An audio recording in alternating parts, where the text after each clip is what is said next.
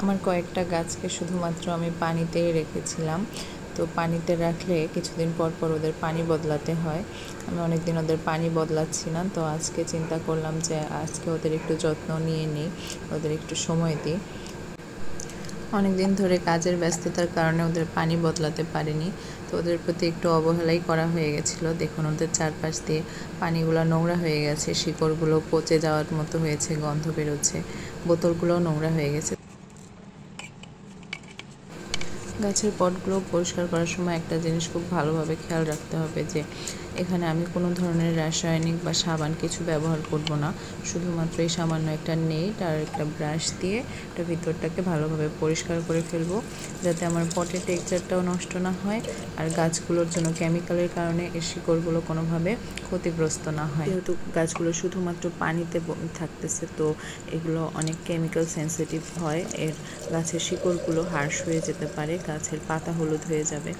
সেই কারণে আমি শুধুমাত্র স্বাভাবিক নর্মাল পানি দিয়ে এটা ধুয়ে ফেলছি। দেখুন কত সুন্দর পরিষ্কার হয়ে গেছে পটটা। এখন আমি এর মধ্যে শুধু ফ্রেশ পানি দিয়ে দিচ্ছি। পানি দিয়ে পটটা পূরণ করে নিয়ে তারপরে আমি এখানে গাছটা দিয়ে দেব। আপনারা চাইলে পানির সাথে লিকুইড ফার্টিলাইজার বা রুটিং বুস্টার ইউজ করলে দেখা যায় শুধু পানিতেই গাছগুলো বড় হয়ে যায়, গাছ বেড়ে ওঠে, এর জন্য মাটির দরকার হয় না। মাসে একবার ব্যবহার করলেই যথেষ্ট। এই পটটাতে দেখুন একটু ট্রান্সপারেন্ট হওয়ার কারণে বোঝা যাচ্ছে চারপাশ দিয়ে কতটা শ্যাওলা জমে গেছে। অনেকদিন পানিটা না বদলানোর কারণে আসলে এটা হয়েছে। এটা আসলে গাছের প্রতি অনেক বেশি অবহেলা করা হয়ে গেছে। তো এর জন্য এটা সুন্দরভাবে রেগুলার পরিষ্কার রাখা উচিত গাছগুলোর যত্নের জন্য। গাছ ভালো থাকলেই আসলে আমরাও ভালো থাকি, আমাদের মন ভালো থাকে। এটাকেও একই রকমভাবে ফ্রেশ পানিতেই আমি সেট আপ করে নেব।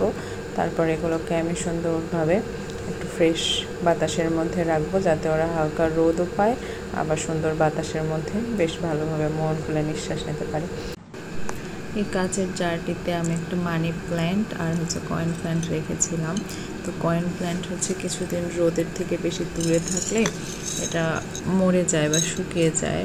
তো জারটাকে আজকে আমি সুন্দরভাবে পরিষ্কার করে সাথে স্টোনগুলোও পরিষ্কার করব, দেন এটাকে একটা সুন্দর ফ্রেশ লুকসে তারপর প্রেজেন্ট করব।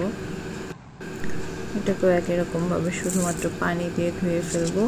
স্টোনগুলোকেও সুন্দর করে ধুয়ে ফেলতে হবে, যেহেতু এগুলো গাছের শিকড়ের মধ্যে থাকছে। স্টোনের গায়ে কালো কালো দাগ পড়ে গেছে অনেকদিন পানি জমে থাকার কারণে, তবে এগুলো খুব বেশি সমস্যা করবে না। ফ্রেশ পানি দিয়ে জারটাকে সুন্দরভাবে ফিল করে নেব।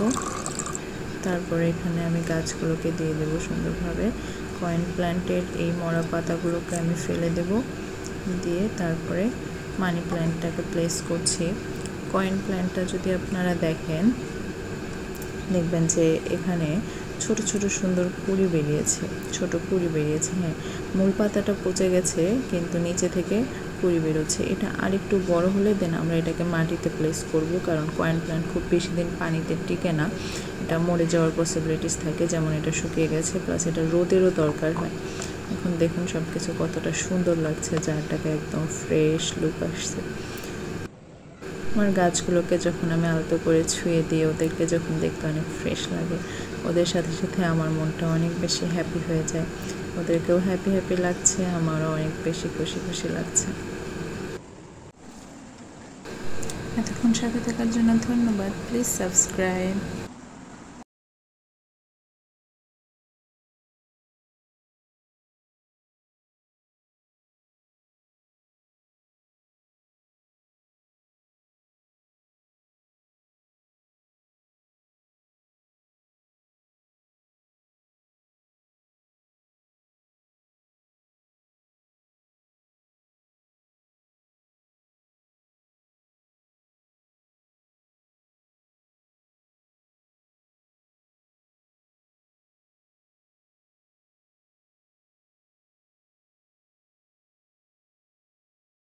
দেখুন এখন ওদের নতুন পানি পেয়ে কতটা ফ্রেশ লাগছে, ওদের দেখতে কতটা সুন্দর লাগছে।